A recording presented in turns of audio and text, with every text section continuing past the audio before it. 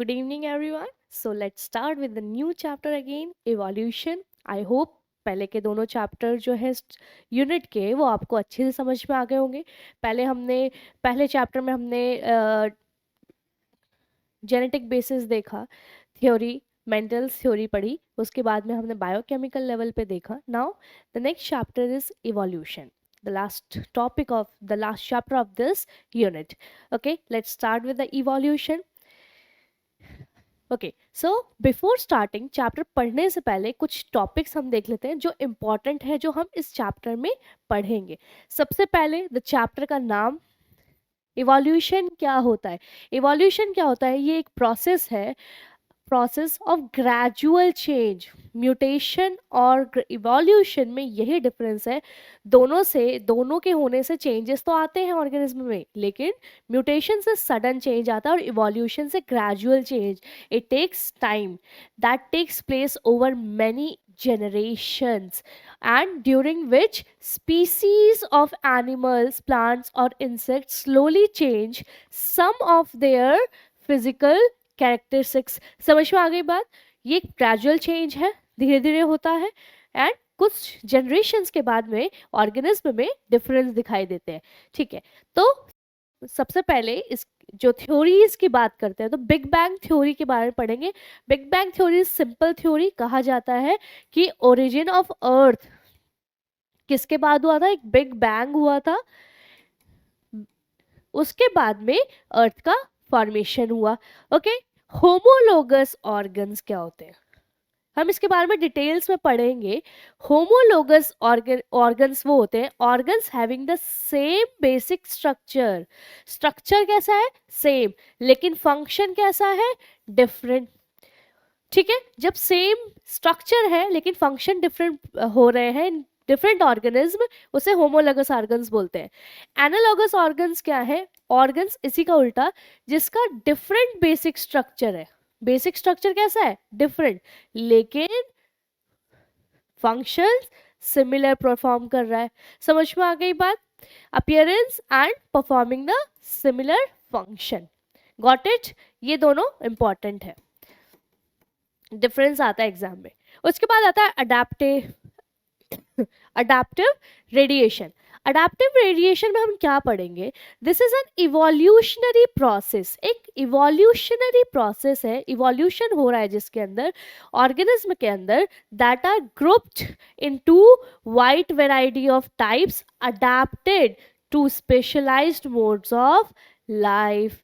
क्या होता है, ऑर्गेनिज्म क्या कर रहे हैं, अलग अलग अपने अंदर इवोल्यूशनरी प्रोसेसेस जो है, इवोल्यूशन के लिए जो अपने चेंजेस कर रहे हैं अपने बॉडी में, ताकि वो अपने स्पेशलाइज्ड मोड्स में आ गए, अपने स्पेशलाइज्ड तरीके के बिहेवियर को शो कर रहे हैं। तो इसे अडेप्टिव रेडिएशन कहते हैं। हम आगे टॉपिक डिटेल में देखेंगे हम। ब्रांचिंग डिसेंट क्या होता है, descent the process of developing a new species. क्या, the process of developing new species from a single common descendant known as branching descent। एक descendant से जब different species बन जाती है उसी को बोलते हैं branching descendant। natural selection, nature किसको select करेगी, जो strong होगा, fit होगा। the process through which the population of living organism adapt and change।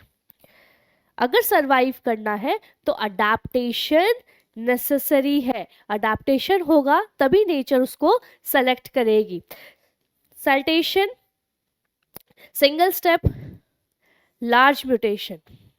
ठीक है, एंड MYA का फुल फॉर्म है मिलियन ईयर्स अगो। तो ये कुछ टर्म्स हैं which is very important for this chapter. इस चैप्टर के ये टर्म्स आपको याद होना जरूरी है। अब देखते हैं बिग बैंग थ्योरी का मतलब क्या है। बिग बैंग थ्योरी क्या था, ये कहा जाता है एक बहुत बड़ा एक्सप्लोजन हुआ था।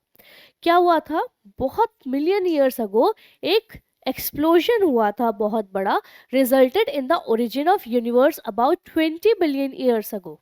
ठीक है, 20 बिलियन ईयर्स में एक एक्सप्लोजन हुआ।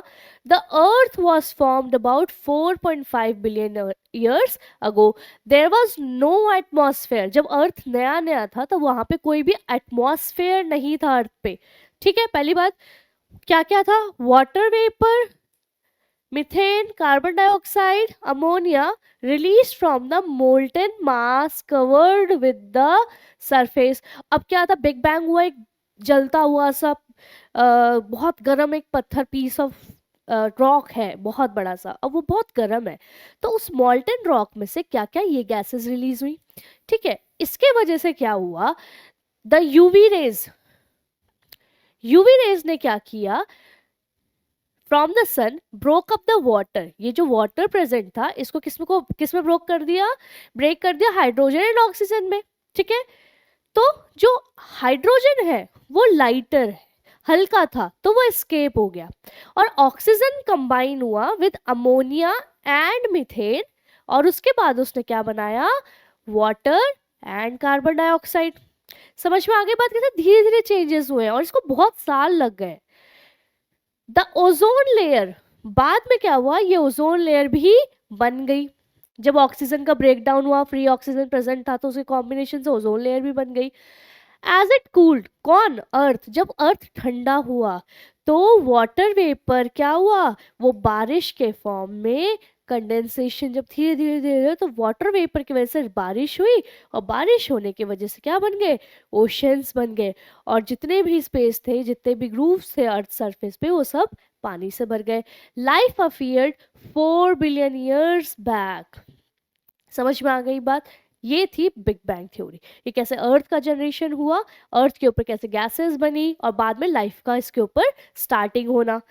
ठीक है, अब देखिए थ्योरीज क्या कही जाती है, बहुत सारे लोगों ने स्टार्ट किया कि नहीं, लाइफ जो है अर्थ पे कैसे स्टार्ट हुई, कैसे नहीं हुई, तो सबने क्या क्या किया, कुछ साइंटिस्ट ने, कुछ लोगों ने अपनी अपनी थ्योरी दी। सबसे फर्स्ट थ्योरी जो है वो ये कहती है कि theory of spontaneous generation, abiogenesis. Abiogenesis का मतलब यह क्या है कि अबायोटिक लाइफ से, अबायोटिक कंटेंट से लाइफ का जनरेशन हुआ। क्या कहा जाता है कि life came out of decaying and rotting material like straw, mud etcetera, और इसी से लाइफ जो थी वो जनरेट हुई। Theory of biogenesis, life comes only from the pre existing life, ये किसने दिया था, लुइस पैश्चर ने। लुइस पैश्चर ने क्या कहा कि जो लाइफ थी पहली, उसी से ही जो न्यू लाइफ है वो आई। ये याद रखना है कि थ्योरी ऑफ बायोजेनेसिस किसने दी, लुइस पैश्चर ने। ठीक है, थ्योरी ऑफ पैंस्पर्मिया क्या कहते हैं कि unit of spores, unit of life जिसे हम स्पोर्स कहते हैं, स्पोर्स क्या कहते हैं, लाइफ कैरी करते हैं, that were transfer to different planets including earth, कि कुछ स्पोर्स थे जिनसे लाइफ आती थी, वो हर एक प्लैनेट पे पहुंच गए एंड अर्थ पे भी आए, देन उसके बाद में लाइफ स्टार्ट हो गई। उसके बाद है आपका थ्योरी ऑफ स्पेशल क्रिएशन।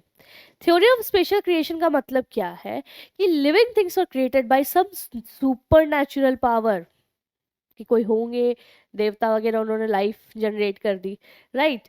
उसके बाद में थ्योरी ऑफ केमिकल इवोल्यूशन, कहा जाता है कि first form of life originated from non living organic and inorganic material, कि कुछ केमिकल कंटेंट्स थे अर्थ पे, जो हमने अभी बिग बैंग थ्योरी के बारे में पढ़ा कि कुछ गैसेस थी, कुछ इनऑर्गेनिक और ऑर्गेनिक मटेरियल था, वो प्रेजेंट था, और उससे क्या हुआ, उन मॉलिक्यूल से जो लाइफ है उसका जनरेशन हुआ, और इसी को प्रूव किया था ओपेरन एंड हेल्डेन। ठीक है, ओपेरन एंड हेल्डेन ने क्या किया, ये थ्योरी दी, और उसके बाद में एक्सपेरिमेंटली ये किसने शो किया, यहाँ पे ये शो किया था उरेन मिलर ने, जो अपना खुद का एक्सपेरिमेंट उन्होंने कंटेंट बनाया, एक क्या बनाया, इन्वायरमेंट बनाया, जिसके अंदर उन्होंने ये प्रूव किया कि कैसे जो उसके अंदर उन्होंने इनऑर्गेनिक और ऑर्गेनिक मैटर को दिया टेम्परेचर, वही हाई टेम्परेचर करने की कोशिश की, हाई प्रेशर, और जब हाई प्रेशर और हाई टेम्परेचर में जब उन्होंने देखा कि उनके पास में जो उनका अरेंजमेंट था, एक्सपेरिमेंटल अपैरेटस था, उसके अंदर कुछ ऑर्गेनिक मटेरियल, लिविंग ऑर्गेनिज्म के अंदर जो मटेरियल प्रेजेंट था है, वो उनके एक्सपेरिमेंट में शो हुआ। ठीक है, तो ये प्रूव करने के लिए उन्होंने क्या किया, they created a condition like that in a primitive earth. जैसे प्रिमिटिव अर्थ में क्या था, हाई टेम्परेचर था, मोल्टन मैग्मा, ठीक है, वॉल्केनिक स्टॉर्म्स थे, और वॉल्केनिक मतलब मोल्टन मैग्मा वगैरह था, टेम्परेचर लाइट, रिड्यूसिंग एटमॉस्फेयर था, रिड्यूसिंग एटमॉस्फेयर जिसमें गैसेस कौन सी थी, मिथेन, अमोनिया, वाटर, हाइड्रोजन, ये सारी गैसेस प्रेजेंट थी, ठीक है। उसके बाद क्या हुआ, when an electric discharge is produced in a closed flask, क्या करा इन्होंने, एक क्लोज फ्लास्क में एक इलेक्ट्रिक डिस्चार्ज किया, ठीक है, जिसके अंदर क्या था, क्या क्या था उसके अंदर, methane, ammonia, hydrogen and water vapour, वही चीजें, वही गैसेस जो प्रिमिटिव अर्थ के ऊपर गैसेस प्रेजेंट थी एट 800 डिग्री सेल्सियस। समझ रहे हो आप कितना हाई टेम्परेचर करने की कोशिश की उन्होंने।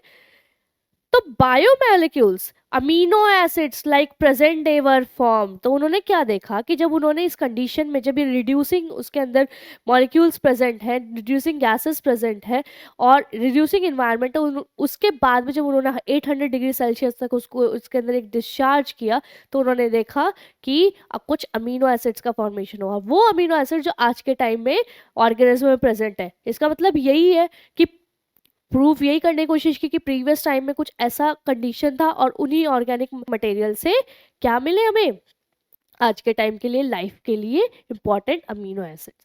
देखो एविडेंस क्या दिए गए इवोल्यूशन में, जब कहा इवोल्यूशन हो रहा है तो कुछ तो एविडेंस देना पड़ेगा, प्रूफ देना पड़ेगा। तो सबसे इंपॉर्टेंट जो प्रूफ है दैट आर फॉसिल्स। फॉसिल्स क्या होते हैं, they are the remnant of the life forms found in rocks, earth crust. क्यों, क्या होता है, हाई प्रेशर और हाई टेम्परेचर में जब ऑर्गेनिक मैटर बरी हो जाता है तो वो डीके नहीं होता है, in place of that that forms the fossil. और स्टडी ऑफ फॉसिल को क्या कहा जाता है, पैलेंटोलॉजी, ये याद रखना है आपको। चलो फॉसिल क्या करते हैं, fossil provide the evidence for phylogeny.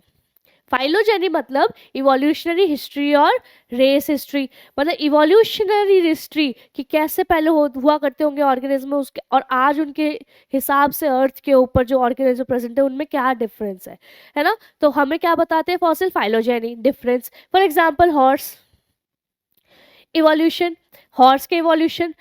दूसरा केस ये हो सकता है कि use to study the connecting link. आपने देखा होगा कि बहुत सारे ऑर्गेनिज्म एक दूसरे से मिलते जुलते हैं, तो कोई ना कोई तो एक बीच में कनेक्टिंग लिंक होगा जिसने इसको ट्रांसफॉर्म करने में हेल्प किया हो, है ना। Connecting link between the two groups of organism, for example Archaeopteryx जो है that is a connecting link between the reptiles and birds, इनके बारे में हम पढ़ सकते हैं, राइट। तो ये सारे जो चेंजेस हैं, ये सारी स्टडीज है, हमको एग्जांपल्स जो नेचर में मिलते हैं उनके फॉसिल्स को पढ़ के हम क्या कर सकते हैं, पता लगा सकते हैं। To study the extinct animals, जो एनिमल्स आज नहीं है धरती पे लेकिन कभी हुआ करते होंगे, उनके बारे में पढ़ सकते हैं कैसे होते होंगे, for example dinosaurs, right. To study the geological periods by analysing fossils and different sedimentary rock layers पढ़ सकते हैं, जितने पुराने हैं वो दब गए हैं। तो ऐसे करके हम क्या क्या, तो यूजिंग फॉसिल्स आप क्या क्या चीज कर सकते हो वो आपको एग्जाम पर्पस पे याद रखना है। फाइलोजेनी, स्टडी कनेक्टिंग लिंक दूसरा, तीसरा एक्सटिंक्ट एनिमल, और चौथा जियोलॉजिकल पीरियड के बारे में आप पढ़ सकते हैं। समझ में आ गई बात, आगे देखते हैं। तो जब हम पढ़ते हैं इवोल्यूशन के बारे में कि how organism are differing with each other, कैसे जो ऑर्गेनिज्म एक दूसरे से डिफर कर रहे हैं, राइट। इतने सारे स्पीसीज प्रेजेंट हैं, उनमें कुछ तो कनेक्शन होगा जो ये बताता है कि कभी वो एक पैरेंट या एक डिसेंडेंट होगा उनका कोई, और एंसेस्टर्स होंगे, और बाद में वो डिसेंड होके अलग अलग स्पीसीज बना रहे हैं। तो ये जो है ये हम फिजिकली मॉर्फोलॉजिकली हम ये पता लगा सकते हैं, ऑर्गेनिज्म को देख के पता लगा सकते हैं, और एनाटॉमिकली उनके बॉडी स्ट्रक्चर से जब हम पता लगाते हैं कि हाँ ऑर्गेनिज्म एक दूसरे से रिलेटेड है कि डिफरेंट है, that is known as morphological या फिर एनाटॉमिकल एविडेंस। इसमें हम क्या करते हैं, इसके हिसाब से हमने कैसे कैटेगराइज किया ऑर्गेनिज्म को, दो तरीके से। देखो एक होता है होमोलोगस ऑर्गन्स, ठीक है। ऑर्गन्स को देख के होमोलोगस ऑर्गन्स, मैंने अभी आपको बताया कि होमोलोगस ऑर्गन्स होते क्या है, जो दिखने में तो सेम होते हैं, ठीक है, मतलब जिनकी मॉर्फोलॉजी तो सेम होती है, होमो मीन्स वन, एक जैसी, पर उनके फंक्शंस कैसे होते हैं, डिफरेंट होते हैं। ठीक है, होमोलोगस मतलब वन टाइप। वन टाइप क्या, हम क्या पढ़ रहे हैं, मॉर्फोलॉजी पढ़ रहे हैं, तो मतलब मॉर्फोलॉजी एक जैसी है। These organs have similar structure, simply दो चीज याद रखनी है, क्या, similar structure and different function. Similar structure, different function. The origin of homologous organ is due to the divergent evolution. Very important, homologous organs हमें देखने को क्यों मिलते हैं, क्योंकि इवोल्यूशन जो फैल गया है, मतलब एक होंगे, अब वो ऑर्गेनिज्म डिफरेंट डिफरेंट हो गए, बट उनका बेसिक स्ट्रक्चर तो सेम है। इसीलिए डाइवर्जेंट इवोल्यूशन की वजह से हमें क्या दिखता है, homologous organs. Homology indicates the common ancestry, very important, again की पॉइंट्स आपको बताया जा रहा है कि क्या क्या आपको याद रखना है। होमोलॉजी से आपको ये पता चलता है कि इनके कभी कॉमन इंसेस्टर रहे होंगे, जिसकी वजह से अब ये डाइवर्जेंट इवोल्यूशन करके नए स्पीसीज बन गए। एग्जाम्पल्स देखेंगे हम, वेरी इंपॉर्टेंट, एग्जाम में डायरेक्ट आपको एग्जाम्पल पूछा जाता है।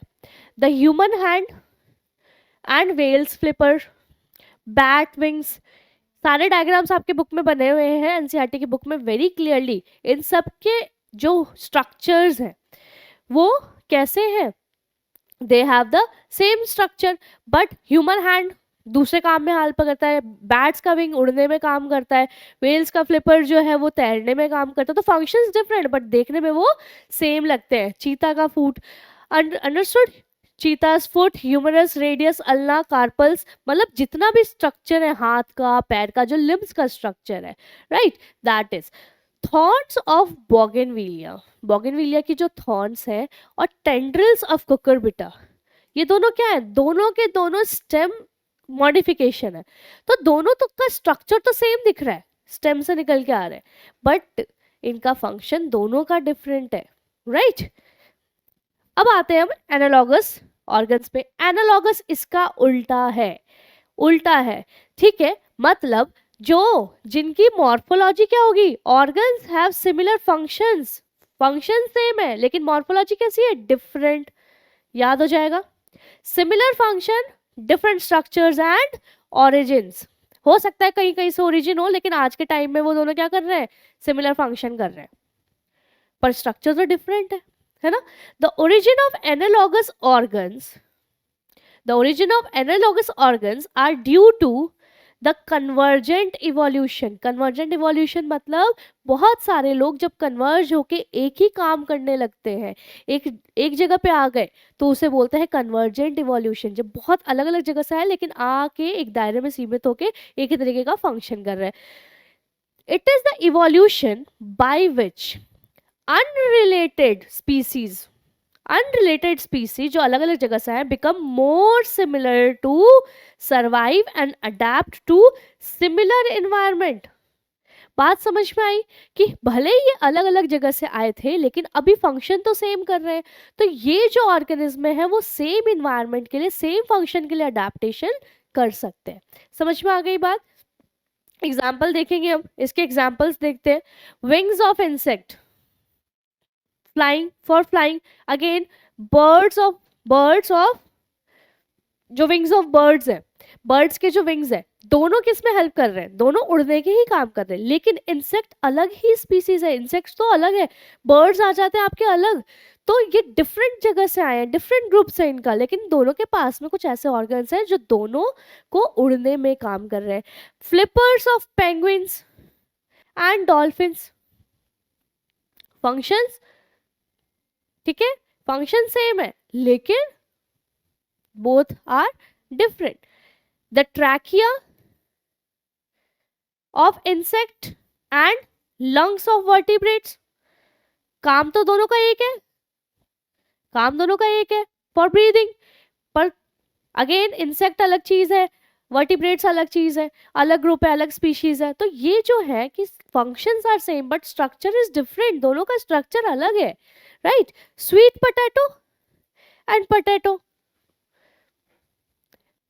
ओरिजिन डिफरेंट है, स्वीट पोटैटो तो अलग ही प्लांट है, वो है क्या बोलते हैं आपका रूट, और पोटैटो है आपका स्टेम, काम तो दोनों का एक ही है, फूड दे रहा है, स्टोरेज ऑफ फूड, लेकिन स्ट्रक्चर बिल्कुल भी डिफरेंट है। तो समझ में आ गई बात, analogous same function different structure, ठीक है, यहाँ पे same structure but different function, याद रखेंगे, ठीक है। Very important part for the exam purpose, आपसे डायरेक्ट क्वेश्चन इसमें पूछा जाता है। आगे देखते हैं। दूसरा हमारे पास में जो एविडेंस है that is adaptive radiation. Adaptive radiation का मतलब क्या है? दिस इज अ इवोल्यूशन, ये एक इवोल्यूशन प्रोसेस है ऑफ डिफरेंट स्पीसीज, ठीक है। अलग अलग स्पीसीज प्रेजेंट है और different species from N ancestor in a geographical area starting from a point. क्या है? एक पॉइंट से स्टार्ट हुए थे ये सारे स्पीसीज और अब एक एंसेस्टर था, नाउ इनके अलग अलग स्पीसीज बन गए हैं, अलग अलग स्ट्रक्चर दिख रहे हैं इसके अंदर, ठीक है। It is a type of divergent evolution. पढ़ा था डाइवर्जेंट मतलब एक जगह से जब अलग अलग स्पीसीज बन जाए या उनके बॉडी में कुछ चेंज दिख जाए तो उसे क्या कहते हैं? Divergent evolution. जो एक पॉइंट से स्टार्ट होते हैं, एक तरीके के एंसेस्टर से स्टार्ट होते हैं लेकिन डाइवर्ज हो जाते हैं। क्यों? अलग अलग तरीके के जो ज्योग्राफिकल रीजन में जो अलग अलग एवेबिलिटी है अडाप्ट हो गए उस हिसाब से अलग अलग तरीके से। इसके एग्जाम्पल्स है आपके डार्विन फिंचेस इन गैलापागोस आइलैंड। आपको पता है डार्विन गए थे गैलापागोस आइलैंड में जहाँ उन्होंने देखा कि चिड़िया जो है एक आइलैंड में अलग अलग तरीके की चिड़िया मिल रही है, सबके बीक में कितना डिफरेंस है, सबके बीक्स कैसे डिफरेंट है। तो क्या हुआ? थी तो कोई एक बर्ड होगी, लेकिन जब ग्रुप्स एक पर्टिकुलर ज्योग्राफिकल एरिया में इन सारे बर्ड्स ने अपने अलग अलग क्या कर लिए, अपने अंदर अलग अलग मॉर्फोलॉजिकल जो डिफरेंस आया इनके बॉडी में, अडेप्ट हो गए अलग अलग इन्वायरमेंट के हिसाब से, इसे बोलते हैं अडेप्टिव रेडिएशन। नहीं तो क्या होता, अगर एक ही तरीके का इनके अंदर अडेप्टेशन नहीं होता तो क्या इनको सफिशिएंट फूड मिलता? नहीं। इसलिए इन्होंने अपने आप को अडेप्ट किया as per the requirement and they radiated, they diversed. वो अलग अलग डायरेक्शन में जाके अलग अलग स्पीसीज का फॉर्मेशन कर रहे हैं। For example Australian marsupials. Marsupials क्या होते हैं? पाउच एनिमल्स जो अपने बेबीज को पाउच में रखते हैं, मार्सुपियल रेडिएशन बोलते हैं। प्लेसेंटल मैमल्स जिनके पास प्लेसेंटा होता है उनमें भी वेरिएशन दिखाई दे रहा है इन ऑस्ट्रेलिया। एक आइलैंड जो सीमित है, एक पर्टिकुलर ज्योग्राफिकल एरिया है, ठीक है, वहां पे जब हमको इतनी वैरायटी देखने को मिलती है तो वो किसकी वजह से होता है? अडेप्टिव रेडिएशन, अडेप्टेशन के चक्कर में, है ना। When more than one adaptive radiation appears in an isolated geographical area, Australia क्या है? एक island, it results in convergent evolution। क्या मुझे बताएगा convergent evolution की बात क्यों कर रहे हैं? एक सीमित जगह पे convergent evolution क्यों? क्योंकि एक इतने सारे जो मार्सुपियल है, मार्सुपियल हो गए या प्लेसेंटल एनिमल्स हो गए या फिर और सारे ऑर्गेनिज्म हैं, वो क्या कर रहे हैं? सब में वैरायटी, सब जो वेरियस स्पीशीज है सबके अंदर क्या आ रहा है? इवोल्यूशन हो रहा है। लेकिन वो इवॉल्व हो किस लिए रहे हैं? एक पर्टिकुलर टाइप के फंक्शंस को परफॉर्म करने के लिए। इसीलिए इसको कहते हैं कन्वर्जेंट इवोल्यूशन। जब एक ही जगह पे, याद रखना, जब एक ही पर्टिकुलर बाइंडेड एरिया में, ज्योग्राफिकल रीजन में जब खूब सारे आपको अडेप्टिव रेडिएशंस दिखेंगे तो उसमें आप ये देख सकते हैं कि बहुत सारे ऑर्गेनिज्म ना एक जैसे ही लग रहे हैं, एक जैसे ही दिख रहे हैं। कन्वर्जेंट इवोल्यूशन, ठीक है। For example Australian marsupials and placental mammals में बहुत सिमिलैरिटी आपको दिखेगी, ठीक है। तो यही होता है कन्वर्जेंट इवोल्यूशन। समझ में आ गई बात? अडेप्टेशंस हुआ एक ही पर्टिकुलर ज्योग्राफी में रहने के लिए तो उनमें सिमिलैरिटीज आपको बहुत दिखेगी, दैट इज कन्वर्जेंट इवोल्यूशन। देखो मार्सुपियल रेडिएशन, एक मार्सुपियल मतलब पाउच एनिमल्स जिन्होंने बहुत अलग अलग तरीके के क्या बनाए? स्पीसीज बना दिए, ठीक है। तो ये क्या हुआ? अडेप्टिव रेडिएशन, रेडिएट हो रहे हैं, अडेप्ट हो रहे हैं different different structure, different different availability के हिसाब से। चलिए इसके बाद दूसरा एविडेंस है हमारा एम्ब्रियोलॉजिकल एविडेंस। एम्ब्रियोलॉजिकल एविडेंस से ये पता चलता है कि जब बेबी मदर के वूम में होता है, एज अ फीटल स्टेज पे होता है, तो उसमें कुछ कॉमन सिमिलैरिटीज दिखती है अदर ऑर्गेनिज्म के जैसी। ठीक है, तो इसका मतलब ये है कि फीचर्स हमेशा ना, आप देखो जब भी उसके आप फेजेस देखोगे, it always gives you some clue कि पहले ऑर्गेनिज्म कैसा होता होगा। ठीक है, तो एम्ब्रियोलॉजिकल एविडेंस ने किसने दिया था? अर्न्स्ट हेकल ने प्रपोज किया था। ही ऑब्जर्व दैट, उन्होंने ये ऑब्जर्व किया कि ऑल द वर्टिब्रेट एम्ब्रियोज जो है उनके पास में कॉमन फीचर है that are absent in adults. Embryological stage में वो दिखता है, बट बाद में जाके एडल्ट्स में वो एब्सेंट हो जाता है। ठीक है, for example all vertebrates embryos developed vestigial gills. What is vestigial organs? याद रखना है, एग्जाम में आ सकता है। वेस्टिजियल ऑर्गन्स क्या होते हैं? जो प्रेजेंट तो होते हैं पर उसका कोई काम नहीं होता। अब आप खुद सोचिए कि वर्टिब्रेट एम्ब्रियो को गिल्स की जरूरत है भी नहीं है, तो they develop vestigial gill slits just behind the head, but it is functional only in fish. लेकिन फिश में ही काम का है, तो ये फिर ये ऑर्गन, इसका मतलब ये ना कहीं कोई रिलेटिविटी रही होगी, कोई ना कोई कुछ रिलेशन रहा होगा, है ना। And not found in other adult vertebrate. Fish में जब रहता है, फिश का जो गिल स्लिट है वो एडल्ट तक भी उसका वो गिल्स रहेगा, लेकिन जो वेस्टिजियल गिल स्लिट्स बन रहे हैं वर्टिब्रेट्स में, उनका बाद में एडल्ट के टाइम में कोई भी उसका नीड नहीं है। फिर एक और एविडेंस आता है बायोकेमिकल एविडेंस, और हम डीपली जाएंगे और हम बॉडी के स्ट्रक्चर को पढ़ेंगे। ये क्या बताता है कि ऑर्गेनिज्म शो सिमिलैरिटीज इन प्रोटीन्स। तो जब सबके अंदर ये प्रोटीन प्रेजेंट है तो कहीं ना कहीं तो इनिशिएशन हुआ होगा कोई स्पीसीज से। जीन्स हो गए, अनदर बायोमोलिक्यूल्स हो गए, मेटाबॉलिज्म हो गई, जितने भी रिएक्शंस हमारे बॉडी में जितने भी मेटाबॉलिक फंक्शंस होते हैं वो सब क्या है? दे ऑल शो दैट कि we come from common ancestry. समझ में आ गई बात? कितने सारे हमारे पास में आ गए? We have morphological anatomical, fossils, homologous analogous organs. फिर आता है हमारा अडेप्टिव रेडिएशन, जो अडेप्टेशन के वजह से जो ऑर्गेनिज्म नए नए स्पीसीज बनाते हैं, उनके अंदर डिफरेंट कैरेक्टर्स आपको देखने को मिलते हैं। एम्ब्रियोलॉजिकल एविडेंस मतलब एम्ब्रियो में कुछ ऐसे कैरेक्टर्स दिखते हैं जो अदर ऑर्गेनिज्म में है, लेकिन उस ही ऑर्गेनिज्म में एडल्ट टाइम में आपको नहीं मिलेगा। फिर आता है बायोकेमिकल एविडेंस, जिसका मतलब ये है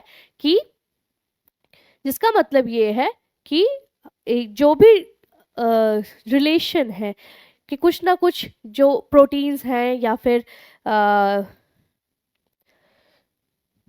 बायोकेमिकल मटेरियल है वो हर ऑर्गेनिज्म में प्रेजेंट है। मतलब कहीं ना कहीं से इनिशिएशन हुआ था और धीरे धीरे धीरे धीरे इनमें क्या आया? ग्रेजुअल चेंज, इवोल्यूशन हुआ, और उसके बाद में ऑर्गेनिज्म में डिफरेंट डिफरेंट ऑर्गेनिज्म ने डिफरेंट स्पीसीज का फॉर्मेशन किया।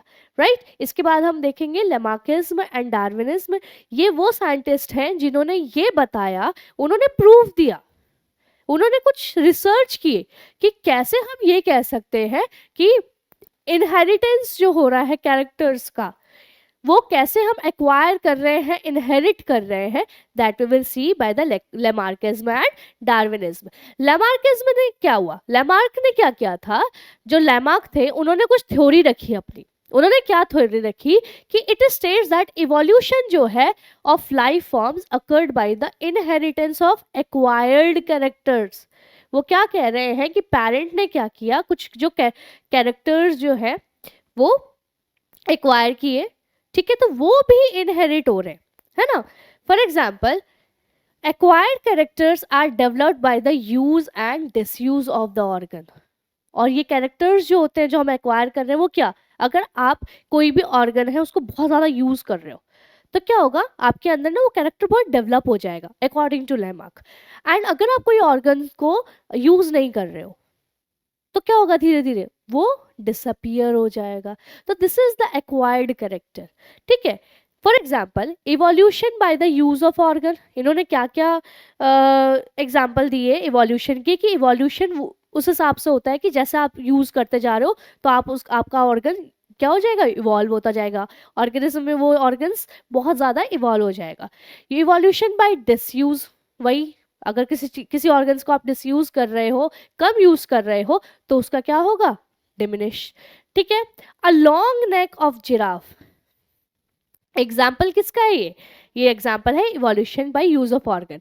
इनके हिसाब से इन्होंने कहा कि जब ऑर्गेनिज्म अपने, फॉर एग्जाम्पल जो जिराफ है, उन्होंने क्या किया, जिराफ ने क्या किया, अपने नेक को यूज करते गए, उसको बहुत ज़्यादा जब उन्होंने यूज किया फॉर ईटिंग द ग्रासेस, जो लीव्स थी प्लांट्स की, उनको ईट करने के लिए, तो धीरे धीरे धीरे धीरे क्या हो गया उनके जनरेशन में कि उनकी जो नेक थी वो ग्रो होती गई, चेंज आ गया, बिकॉज उन्होंने क्या किया, उसको यूज किया, राइट और इवोल्यूशन बाय डिसयूज का एक एग्जाम्पल है, कहा जाता है कि स्नेक्स जो थे पहले उनके पास में रूडिमेंट्री लिम्स हुआ करते थे, मतलब उनके पैर हुआ करते थे, but then didn't need it, उन्होंने उनको ज़्यादा यूज़ किया नहीं, तो उनके बॉडी में उसका क्या हो गया, डिसअपियरेंस हो गया। तो लेमार्क के हिसाब से ये होता है कि जनरेशन में जो इवोल्यूशन आता है वो use and disuse of organs के हिसाब से आता है। It you are acquiring the characters, ये आप एक्वायर कर रहे हो। लेकिन डार्विनिज्म ने क्या कहा कि डार्विनिज्म ने ये बोला कि नेचर जो है वो सेलेक्ट कर रही है। डार्विनिज्म ने कौन सी थ्योरी दी, नेचुरल सिलेक्शन, मीन्स नेचर में वो रहेगा जिसमें अडेप्टिव जो कैपेबिलिटी है, जो अडेप्ट कर जाएगा, जो फिट होगा according to the nature, nature उसको सेलेक्ट करती है। Charles Darwin given his theory of natural selection. उनकी जितनी भी थ्योरी थी वो किस पे बेस्ड थी, ऑब्जर्वेशन पे बेस्ड थी। जब वो सी वॉयज पे गए थे, वो टूर पे गए थे, सी वॉयज पे गए थे, जब उन्होंने फिंचेस देखी आइलैंड पे, तो उन्होंने उस हिसाब से उनके ऑब्जर्वेशंस दिए। एक और साइंटिस्ट थे, एक और एल्फ्रेड वॉलेस, जिन्होंने मैले आर्किपेलागो पे काम किया था और उसके ऊपर उन्होंने अपने कंक्लूजन्स दिए थे, राइट। इसके अलावा हमारे पास कुछ और भी साइंटिस्ट हैं, थॉमस मैल्थस, इन्होंने पॉपुलेशन बेस्ड थ्योरी दी थी, और पॉपुलेशन बेस्ड थ्योरी से ही इन्फ्लुएंस होकर डार्विन ने भी अपना कंक्लूजन और अपनी थ्योरी को रिप्रेजेंट किया। डार्विनिज्म दो चीज पे, दो की कॉन्सेप्ट पे बेस्ड है। डार्विन ने क्या बोला कि ब्रांचिंग डिसेंट होती है, ब्रांचेस निकलते हैं, और नेचुरल सिलेक्शन होता है, ऑर्गेनिज्म ब्रांच करते हैं, डिसेंट बनते हैं, न्यू स्पीसीज बनती है, और नेचर जो है वो सिलेक्शन करती है। ये जो नेचुरल सिलेक्शन है, ये नेचुरल सिलेक्शन किस बेसिस पे होता है, मतलब इस जो नेचर है वो किसको सेलेक्ट करेगी। तो natural selection is based on the following fact कि जो स्मॉल वेरिएशंस होते हैं वो हेरिटेबल होते हैं, जो माइनर वेरिएशंस होते हैं, जो चेंजेस आते हैं ऑर्गेनिज्म में, वो हेरिटेबल होते हैं फ्रॉम जनरेशन टू जनरेशन। अगर लिमिटेड रिसोर्स प्रेजेंट है, लिमिटेड रिसोर्स प्रेजेंट है, ऑर्गेनिज्म सर्वाइव करने के लिए उसको अपना फिटनेस दिखाना पड़ेगा, सर्वाइवल दिखाना पड़ेगा, तो उस केस में नेचुरल सिलेक्शन होगा। स्ट्रगल फॉर एग्जिस्टेंस, सेम बात है, अगर इन्वायरमेंट खराब है और बहुत सारे फैक्टर्स, डिफरेंट डिफरेंट फैक्टर्स जो अफेक्ट कर रहे हैं, और उसमें जो स्ट्रगल करके एग्जिस्ट कर गया, सर्वाइव कर गया, अगेन नेचर उसी को चूज करेगी, and the comes that survival of fittest. वही बात है कि नेचर में जो सर्वाइव कर गया, that is the fittest one, nature के लिए वही फिटेस्ट है। डार्विन फिंचेस के बारे में डार्विन ने क्या थ्योरी दी थी, Darwin observed many varieties of finches, birds थी ऑन द सम आइलैंड। जब वो वॉयज पे गए थे, सी वॉयज पे गए थे, तो एक आइलैंड पे जब वो पहुंचे तो उन्होंने सॉरी कुछ ऑर्गेनिज्म जो बर्ड्स थी उनको देखा, और all variety of finches had evolve from the original seed eating finches. मतलब हो सकता है कि जब वो जो फिंचेस थी सारी की सारी वो पहले सीड्स खाती होंगी, ठीक है, लेकिन there was the alternation on in beaks और enabling some of them to become insectivorous and some of them were vegetarian. मतलब जब लिमिटेड रिसोर्स था, क्या था, लिमिटेड रिसोर्स था, सीड्स तो लिमिटेड है, तो स्ट्रगल ऑफ एग्जिस्टेंस हो गया, और जब स्ट्रगल ऑफ फॉर एग्जिस्टेंस होने लगा कि जो सीड्स खा पाएंगी, जो इंसेक्ट्स खा पाएंगी, तो सर्वाइवल ऑफ फिटेस्ट हो गया। तो वो ही जो फिंचेस में क्या उनको डिफरेंस वैरायटी दिखी, ये दिखी कि कैसे एक सीड ईटिंग फिंचेस से सारे रेडिएट होके डिफरेंट डिफरेंट तरीके के उनके बीक्स में इवोल्यूशन आया। समझ में आ गई बात। अब देखते हैं म्यूटेशन। म्यूटेशन के बारे में ह्यूगो डी राइस ने म्यूटेशनल थ्योरी प्रपोज की थी इवोल्यूशन के लिए, कि कैसे म्यूटेशन होने की वजह से इवोल्यूशन भी होता है। He conducted the experiment in evening primrose. उन्होंने देखा कि इवनिंग प्राइम रोज में कि एक सिंपल सा म्यूटेशन, एक सिंगल म्यूटेशन की वजह से कितनी सॉरी कितनी वेरिएशन, सडनली पॉपुलेशन में इतनी वेरिएशन देखने को मिला म्यूटेशन के चक्कर में, right. Hardy Weinberg principle very important for in this chapter. Hardy Weinberg principle में क्या बताया जाता है? हार्डी-विनबर्ग ये बताते हैं कि इट स्टेट्स दैट कि जितने भी अलील्स हैं, हमें पता है जीन्स के अलील्स होते हैं, हर एक जीन का 2 एलील हमने पढ़ा था। तो अलील की जो फ्रीक्वेंसी है in some population are stable, मतलब इट इज ऑलवेज सिमिलर, हमेशा सेम होगी और constant from generation to generation. ऐसा नहीं है कि ये जो जीन्स है वो जनरेशन टू जनरेशन चेंज होने लग जाए। अगर कोई डिस्टर्बिंग फैक्टर्स प्रेजेंट नहीं है तो, मतलब अगर सब कुछ नॉर्मल है, एनवायरमेंटल कंडीशन, लिमिटेशन नहीं हुआ या सब कुछ सही था, अगर कोई डिस्टर्बिंग फैक्टर एब्सेंट है, तब उस केस में एलील में, पॉपुलेशन में जितने भी एलील्स है that will be stable. The allylic frequency in a population will remain constant from generation to generation, next, ठीक है, next generation in the absence of disturbing factors. अगर डिस्टर्बिंग फैक्टर्स नहीं present हो तो ये एलील्स हर generation में same रहेंगे। ये बोला उन्होंने, विनबर्ग ने ही बताया। उन्होंने अपने इक्वेशन को, मतलब अपने प्रिंसिपल को एक इक्वेशन में शो किया। कैसे? हर जीन का 2 एलील होता है। मान लो एक एलील को हमने रिप्रेजेंट किया P से और एक एलील को रिप्रेजेंट किया Q से, तो इसको इन्होंने क्या कहा कि it will always remain 1 means constant, वो चेंज नहीं होगा। आप जब इनको ऐड कर लो, पूरा जितने भी फ्रीक्वेंसी है सबको ऐड कर लो एलील्स को, तो इट विल ऑलवेज रिमेन 1। और उनकी थ्योरी क्या थी? P² + Q² + 2PQ is always remain 1। ठीक है, समझ में आ गई बात? चलिए, factors affecting Hardy Weinberg principle equilibrium, this is very important. Hardy Weinberg क्या कहते हैं कि जो ये कांस्टेंट मेरे को वैल्यू मिल रही है, ये वैल्यू मिल रही है, ये चेंज किस किस केस में होगी? फर्स्ट केस है उसमें हो सकता है कि जीन का माइग्रेशन हुआ, हो सकता है कुछ ऑर्गेनिज्म एक जगह से उठ के माइग्रेट होके चले आए, तो जहां से आए हैं वहां पे भी जीन का जो फ्रीक्वेंसी है वो चेंज होगा, और जहां आए हैं उस पॉपुलेशन में भी हो रहा है ना। जेनेटिक ड्रिफ्ट में क्या होता है बेटा? जेनेटिक ड्रिफ्ट में ये होता है कि अगर मान लो बहुत लार्ज अमाउंट में जीन्स में चेंज आ गए तो दैट इज जेनेटिक ड्रिफ्ट। ठीक है, म्यूटेशन हो गया पॉपुलेशन में, तो एलील्स चेंज हो जाएंगे, जीन्स गायब हो जाएंगे या उसकी जगह दूसरी जीन्स आ जाएंगी। जेनेटिक रिकॉम्बिनेशन, जब रिकॉम्बिनेशन हो जाते हैं जीन्स में तब भी हमको वेरिएशन, कुछ चेंजेस दिखाई देंगे। और नेचुरल सिलेक्शन। तो ये 5 ऐसे तरीके हैं, 5 केसेस हैं जिस केस में जो इक्विलिब्रियम है वो क्या हो रहा है? चेंज हो रहा है, जिसमें चेंजेस दिखाई दे रहे हैं।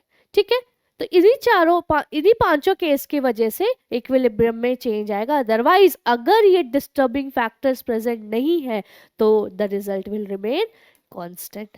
समझ में आ गई बात? या फिर आपसे पूछ रख सकते हैं कि what are the disturbing factors present in nature जो हार्डी-विनबर्ग इक्विलिब्रियम को चेंज कर सके, तो ये 5 है।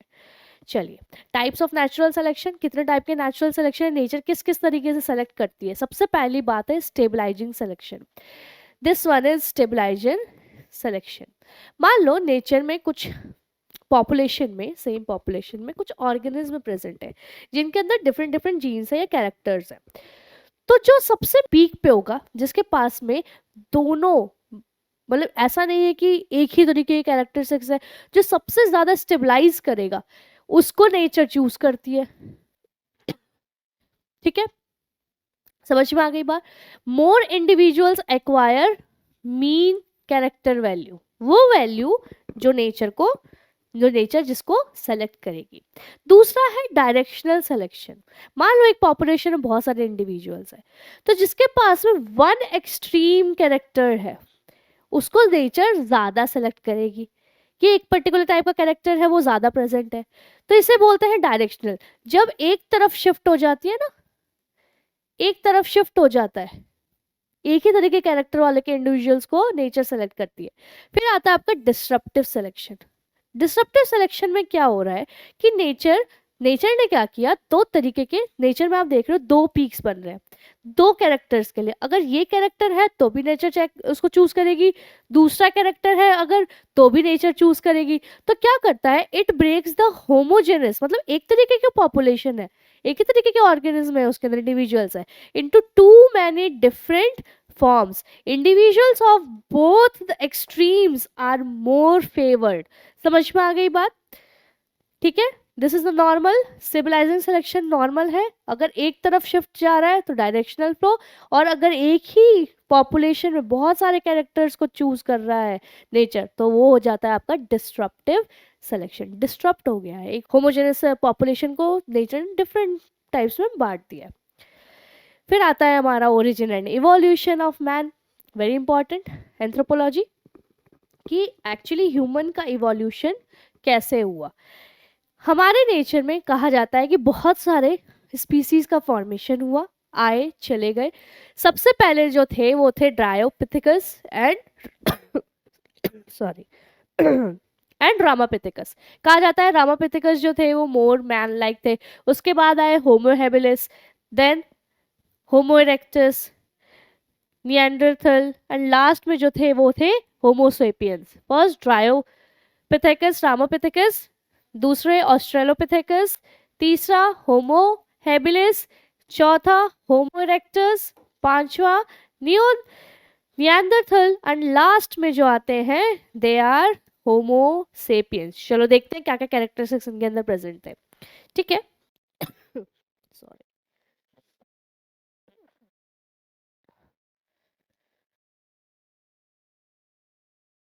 चलिए। Okay, so about 15 million years ago, कहा जाता है 15 million years ago primates, primates पता है ना, जो सारे एप चिंपैंजी वगैरह है, तो प्राइमेट्स में ड्रायोपिथेकस एंड रामापिथेकस जो थे वो एग्जिस्ट करते थे। ठीक है, एक तरीके के प्राइमेट्स थे। ये कैसे थे? First case Dryopithecus and Ramapithecus में देवर हेयरी, कैसे थे? हेयरी, जैसे देखा होगा आपने gorilla chimpanzee, and walked like a gorilla and chimpanzee. जो रामापिथेकस थे देवर मोर मैन लाइक, कैसे थे? देवर मोर मैन लाइक। लेकिन जो ड्रायोपिथेकस थे देवर मोर एप लाइक। समझ में आ गई बात, पहला डिफरेंस। ठीक है, अबाउट 2 मिलियन ईयर्स अगो फिर क्या हुआ? 15 मिलियन ईयर्स अगो बहुत पहले की बात है। 2 मिलियन ईयर्स अगो ऑस्ट्रेलोपिथेकस जो थे वो कहाँ रहते थे? प्रोबेबली लिव्ड, हो सकता है वो कहाँ रहते होंगे? अफ्रीकन ग्रासलैंड में। ठीक है, ये माना गया। उसके बाद में दे हंटेड, क्या करते थे वो? हंट करते थे, किसको? They hunted with stone weapons and essentially ate the fruit. जो ऑस्ट्रेलोपिथेकस थे, ऑस्ट्रेलोपिथेकस क्या करते थे? वेपन्स को यूज करते थे और हो सकता है वो फ्रूट्स खाते थे। ठीक है, होमो हेबिलिस, ब्रेन कैपेसिटी क्या थी इनकी? 650 to 800 cc cranial capacity. They probably did not eat meat. कहा जाता है कि शायद वो मीट नहीं खाते थे। उसके बाद में आए 1.5 मिलियन ईयर्स अगो, क्या कौन आया? होमो इरेक्टस। ये तो बेटा कहानी है, ये तो सीरीज याद करनी पड़ेगी, याद करनी है अच्छे से। इनकी ब्रेन की कैपेसिटी 900 सीसी, ठीक है, याद रहेगा। And they probably ate meat, और वो क्या खाते थे? मीट खाते थे। उसके बाद आए निएंडरथल मैन, ब्रेन साइज इनका क्या है? 1400 cc, okay, and they use hides to protect their body and buried their dead. Brain की कैपेसिटी देख रहे हो, ब्रेन की जो थॉट प्रोसेसेस है कितनी हाई है। उसके बाद लास्ट में आते हैं होमोसेपियंस, या फिर जिन्हें हम कहते हैं मॉडर्न मैन। ये कहाँ थे? कहाँ? अफ्रीका से अरोज हुए हैं during the ice age, during the ice age between 75,000 to 10,000 years ago. Sapiens जो थे, होमोसेपियंस थे, वो अराइज हुए and now we all are homo sapiens. Prehistoric caves are developed about 1800 18,000 years ago. Prehistoric cave के अंदर जो आर्ट आप देखते हैं, बहुत सारे एविडेंस है। एविडेंस क्या है? Bhimbetka rock shelter in resin district, Raisen district in Madhya Pradesh, okay. And agriculture कब आया? 10,000 ईयर्स बैक, जब ह्यूमन सेटल होना स्टार्ट हो गए, जिसके बाद डोमेस्टिकेशन एंड जो सर्वाइवल है बहुत अच्छे तरीके से इंडस्ट्रियलाइजेशन स्टार्ट हो गया। अंडरस्टूड? तो ये थी स्टोरी ऑफ ह्यूमन इवोल्यूशन। बहुत सारे टर्म्स पढ़े हमने, तो ये सारी चीज़ें इंपॉर्टेंट है, एटलीस्ट आप ये पढ़ के ज़रूर जाएंगे, ओके। प्रीस्टोराइज्ड फ्लास्क जो थे, प्रीस्टोराइज्ड फ्लास्क जिसमें कंटेंट था ओपन फ्लास्क का, कंटेंट थे फंगल ग्रोथ थी, तो उसको यूज़ किया गया डिसप्रूव करने के लिए। लुईस पैशन ने ये थ्योरी ऑब्टेन की थी। नेक्स्ट था हमारा what was the observation. Earn cycle ने क्या ऑब्जर्वेशन किया था? अर्न साइकिल ने ये ऑब्जर्व किया था कि एम्ब्रियो लेवल पे क्या है, एम्ब्रियो लेवल पे हमें कुछ ऐसी सिमिलैरिटीज दिखाई देती है जो ये प्रूव करता है कि हाँ इवोल्यूशन हुआ है ना। एम्ब्रियो लेवल पे जहाँ पे गिल्स जो हैं, गिल स्लिट्स प्रेजेंट है, लेकिन बाद में जाके वर्टिब्रेट्स में वो क्या हो रहे हैं? डिसअपियर हो रहे हैं। नेक्स्ट देखिए, what is the basis of Darwinian theory. Darwinian theory की क्या थी? दो की पॉइंट्स थे। उन्होंने कहा कि नेचुरल सिलेक्शन है, नेचर सेलेक्ट कर रही है, प्लस जो ब्रांचिंग डिसेंट है कि सब कोई एक पर्टिकुलर एंसेस्टर जो है, सबका कोई एंसेस्टर हुआ है और वो क्या हो रहे हैं? ब्रांच कर रहे हैं, अपने डिसेंट्स बना रहे हैं according to the availability, right. फिर आता है हमारा पी प्लस यू का स्क्वायर, जो आपका हार्डी-विनबर्ग का कॉन्सेप्ट था। पॉपुलेशन जेनेटिक्स, पॉपुलेशन जेनेटिक्स के ऊपर बेसिस था कि पॉपुलेशन के अंदर, राइट, पॉपुलेशन के अंदर एक जीन के दो एलील प्रेजेंट होते हैं, एलील 1 एलील 2, और इनकी जो फ्रीक्वेंसी है वो जो है वो हमेशा इक्वल टू 1 होती है, इक्वल टू 1 होती है, वो चेंज नहीं होती। उसको चेंज होने के लिए हमें कोई फैक्टर्स चाहिए, एक्सटर्नल फैक्टर्स चाहिए, लाइक जेनेटिक ड्रिफ्ट हो गए। 5 प्रिंसिपल थे, 5 फैक्टर्स जो हमने पढ़े थे। जेनेटिक ड्रिफ्ट हो गया, म्यूटेशन हो गया, पॉपुलेशन जो मूव होती है एक जगह से दूसरी जगह, राइट। फिर आता है हमारा abiogenesis theory of origin support. Abiogenesis जो थ्योरी है वो किसको सपोर्ट करती है? Origin of life form from blue green algae? No, ऐसा कोई हमने थ्योरी नहीं पढ़ी। Origin of life due to pre existing organism? नहीं, ये अबायोजेनेसिस में नहीं था। Organic evolution is due to the chemical reaction? नहीं, इसमें क्या था? That abiogenesis is a spontaneous generation. This shows, this supports the spontaneous generation. Direct questions. अच्छा, what postulate was given by ओपेनर and Haldane about the origin of theory? ओपेनर और Haldane ने क्या किया था? इन्होंने क्या बोला कि जो भी ऑर्गेनिक मैटर है, ऑर्गेनिक मैटर लाइफ फॉर्म जो है वो इनऑर्गेनिक एंड ऑर्गेनिक मैटर जो नेचर में प्रेजेंट है उनसे बनते हैं। क्या कहा था इन्होंने? कि पहले जब जो अर्थ था उसका जब सिचुएशन ठीक नहीं थी, उसमें अनफेवरेबल कंडीशन प्रेजेंट थी, टेम्परेचर हाई था, कुछ गैसेस प्रेजेंट थे, उनके बीच में रिएक्शन होने के वजह से कुछ अमीनो एसिड्स बने, और उन अमीनो एसिड्स के वजह से जो वो आज हम देखते हैं लिविंग ऑर्गेनिज्म में। इसका मतलब क्या है कि ओपेनर और हेल्डेन ने क्या बोला कि प्री एग्जिस्टिंग जो अनफेवरेबल कंडीशन है, इनऑर्गेनिक मैटर प्रेजेंट है अंडर अनफेवरेबल कंडीशन, उनके वजह से कुछ एमिनो एसिड्स का फॉर्मेशन हुआ और जिसकी वजह से हमें लाइफ दिखती है। चलिए, which scientist come to the same conclusion as Darwin? हमने पढ़ा था कि डार्विन के साथ साथ हमारे पास कुछ ऐसे साइंटिस्ट प्रेजेंट थे जो उनके साथ में काम कर रहे थे, राइट। तो डार्विन के साथ में एक और साइंटिस्ट थे जो काम कर रहे थे, जिन्होंने सेम कंक्लूजन दिया। उनका नाम क्या था? वॉलेस, याद है? Alfred Wallace. इन्होंने भी सेम कंक्लूजन दिया। इनका क्या था? पॉपुलेशन बेस्ड था कि हाँ ये जो सेम डार्विन जो कंटेंट बता रहे हैं यही होता है, सेम कंक्लूजन, राइट। चलिए, give two example of adaptive radiation. आपको पढ़ाया गया था, मैंने आपको डायग्राम्स दिए थे आपके एनसीईआरटी में सेपरेटली। अडेप्टिव रेडिएशंस के दो एग्जाम्पल्स बताने हैं। एक तो आपका हो गया डार्विन फिंचेस, है ना, डार्विन फिंचेस।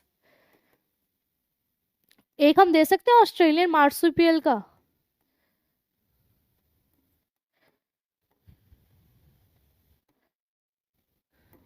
ठीक है, Darwin finches and Australian marsupials का प्लेसेंटल मार्सुपियल्स, प्लेसेंटल ऑर्गेनिज्म जो थे वो हमारे एग्जाम्पल्स हैं अडेप्टिव रेडिएशंस का। Okay, what is speciation? Very easy. Speciation का मतलब क्या है? स्पीसिएशन कब होता है? Speciation is the formation of species. और यूगोटिराइज क्या कहते हैं कि स्पीसीज किस दो तरीके से हो सकता है, क्या कॉज है, क्या दो तरीके हैं जिनसे स्पीसीज का फॉर्मेशन हो सकता है। पहला केस क्या है? या तो म्यूटेशन हो जाए, है ना, या तो म्यूटेशन हो जाए, म्यूटेशन की वजह से जीन्स चेंज हो गई और नया स्पीसीज बन गया। और दूसरा क्या है? What are the main cause? Mutation, यूगोटिराइज, ठीक है। तो फॉर्मेशन ऑफ स्पीसीज कब होगा? जब पॉपुलेशन में म्यूटेशन होता है, तब जाके हमें न्यू स्पीशीज का फॉर्मेशन दिखेगा। अच्छा, नेक्स्ट क्वेश्चन देखिए। Would you consider the wings of the butterfly and bat as a homologous and analogous? मैंने आपको कहा था होमोलोगस एंड एनालोगस ऑर्गन्स पे क्वेश्चंस आते हैं। होमोलोगस क्या होते हैं? होमोलोगस क्या होंगे? Different structure,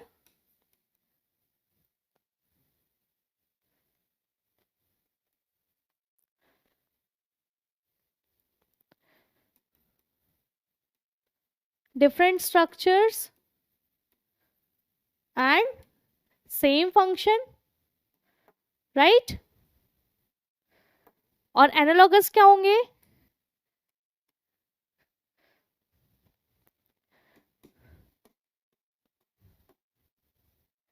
different functions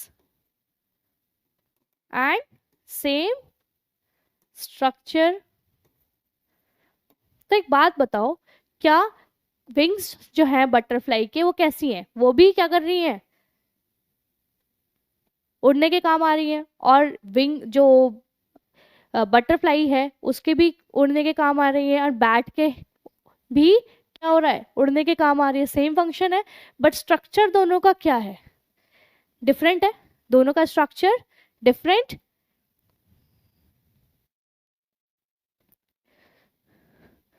so this is homologous and this is analogous.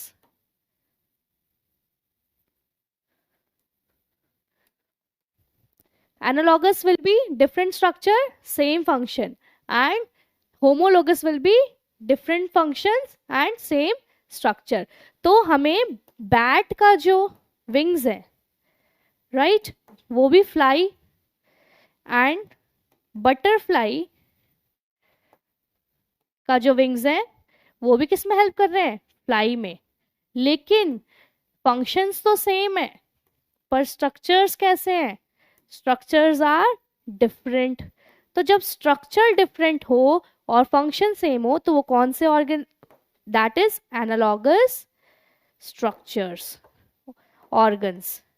Okay, consider this one, right. चलिए आगे बढ़ते हैं। Okay, what is founder effect? Founder effect क्या होता है? फाउंडर से आपको समझ में आ रहा है कुछ फाइंड कर रहे हैं हम? क्या फाइंड कर रहे हैं? क्या? नई स्पीसीज। होता क्या है, कहा जाता है कि जब एक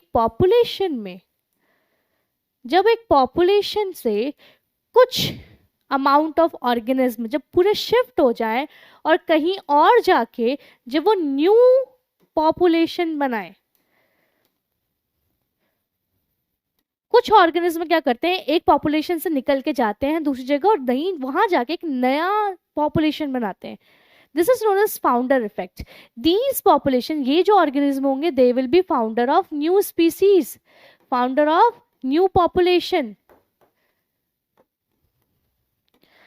ठीक है, न्यू स्पीसीज, न्यू पॉपुलेशन. तो this is known as founder effect when some of the population leads to the formation of new species. नया जो पॉपुलेशन क्रिएट कर रहे हैं वो क्या हो गए, new species. Founder effect.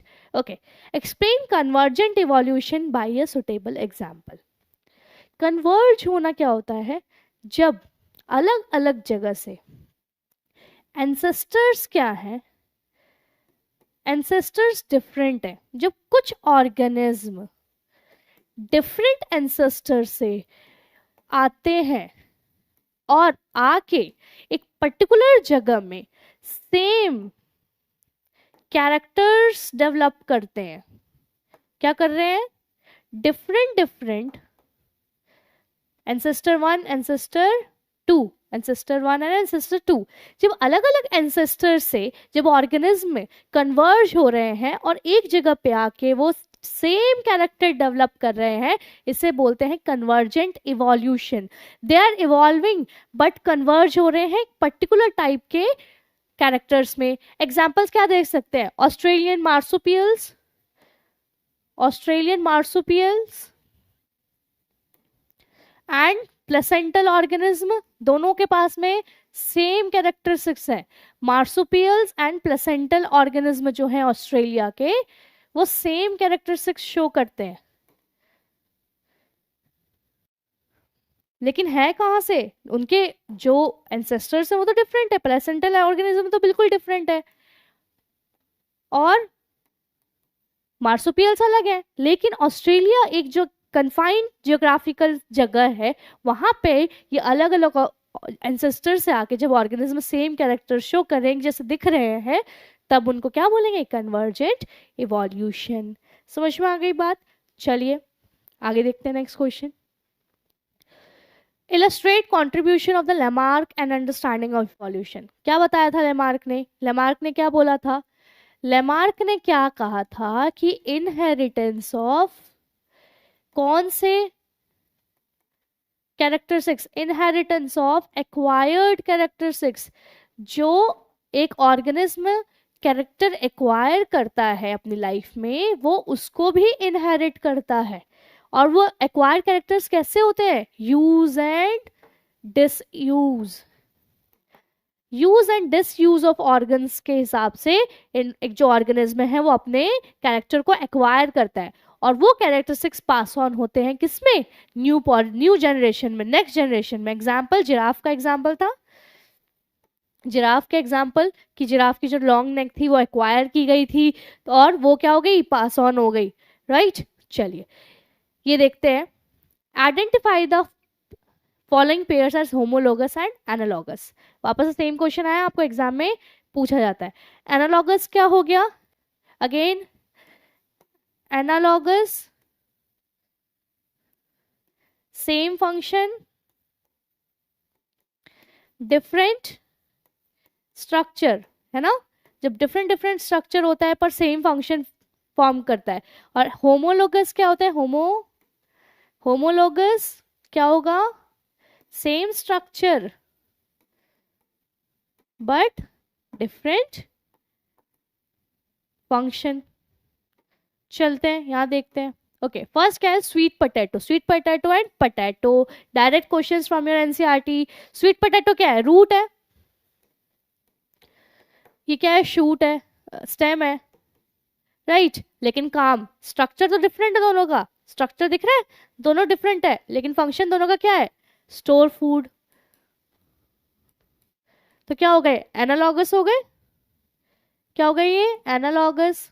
Okay, I of octopus and I of mammal, structure तो दोनों अलग अलग ऑर्गेनिज्म है. मैमल्स कैसे होते हैं, ऑक्टोपस बिल्कुल अलग है, लेकिन दोनों का फंक्शन क्या है, सेम है. तो ये भी किस कैटेगरी में आएगा, एनालॉगस में. Thorns of bougainvillea, thorns of bougainvillea and tendrils of cucurbits, क्या है, स्ट्रक्चर सेम है बेटा, दोनों स्टेम मॉडिफिकेशन है, लेकिन दोनों का काम अलग है. जो टेंड्रिल्स होते हैं वो क्लाइंबिंग में काम आ रहे हैं और थॉर्न्स जो है वो प्रोटेक्शन में काम आ रहे हैं, तो फंक्शन तो डिफरेंट हो गया। तो ये दोनों क्या हो गए, ये हो गए homologous organ. Four limb of bat and whale, whale swimming में, बैट फ्लाइंग में, स्ट्रक्चर दोनों का सेम है मैमल्स, लेकिन स्ट्रक्चर सेम है लेकिन फंक्शन डिफरेंट है। 100% convergent evolution, divergent evolution and homologous organs and analogous organs पे क्वेश्चन एग्जाम में आता है। चले देखते हैं अब आगे। Okay, compare the brain capacity of Homo habilis and homo erectus. याद कराया था मैंने आपको एक टेबुलर फॉर्म में, ठीक है। होमो हैबिलिस की क्या थी, 600 टू 800 सीसी कुछ, ठीक है, इतनी थी। इससे ज्यादा थी हेबिलिस के बाद में जब इरेक्टस आए थे, होमो इरेक्टस, तो इनकी ज्यादा थी, इनसे कैपेसिटी क्या थी, 900 कैपेसिटी, क्रेनियम कैपेसिटी थी इनकी। समझ में आ गई बात। ये है हमारा इवोल्यूशन चैप्टर के क्वेश्चन आंसर।